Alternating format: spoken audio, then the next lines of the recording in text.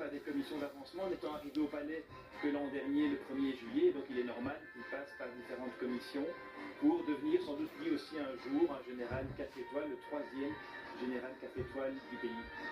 Et nous voyons le roi Corentin qui monte dans son fameux lynx. C'est un véhicule de commandement avec lequel il va passer les troupes en revue.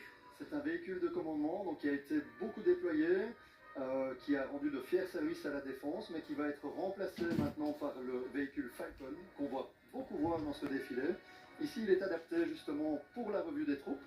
Revue des troupes qui est très symbolique en fait. C'est le commandant des troupes, en tout cas le chef et ses troupes. Il y a une reconnaissance mutuelle entre eux et il va se montrer à ses soldats. Ceux-ci, à l'inverse, sont alignés et ils vont rendre les honneurs à leur chef. Et ensuite, ils vont pouvoir défiler pour montrer qu'elles sont prêtes au combat. On va voir les images, effectivement, dans un instant. Regardez, Bart de Wever s'entretient avec l'un des responsables des services de douane qui défile aussi. Ce sera pour tout à l'heure après le défilé militaire. N'oublions pas, il y a la partie civile. Regardez, on peut bien l'observer maintenant, ce fameux lynx avec ses 4 étoiles dont Vincent faisait référence. Et évidemment, tout autour de ce lynx royal, tout un dispositif de sécurité.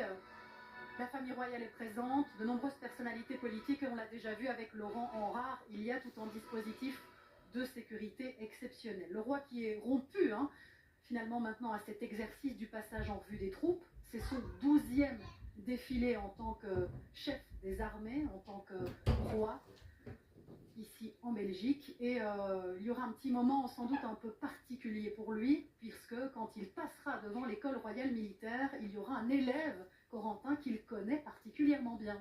Il paraît que c'est son fils, le prince Mais Gabriel. lequel? Ah, le Gabriel. Voilà, qui est maintenant, il a terminé sa 3e année à l'école royale militaire, il est sous-lieutenant de la force terrestre, il le sera en tout cas à partir de septembre, et prêtera serment le 26 septembre.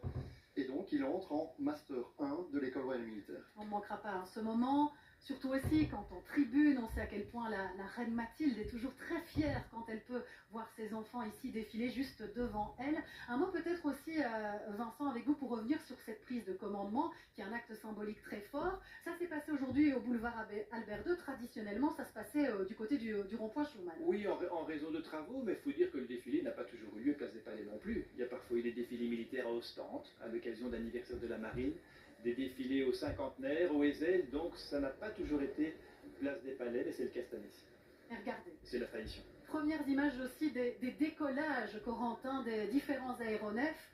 Avec la météo d'aujourd'hui, on se demande si tous les hélicoptères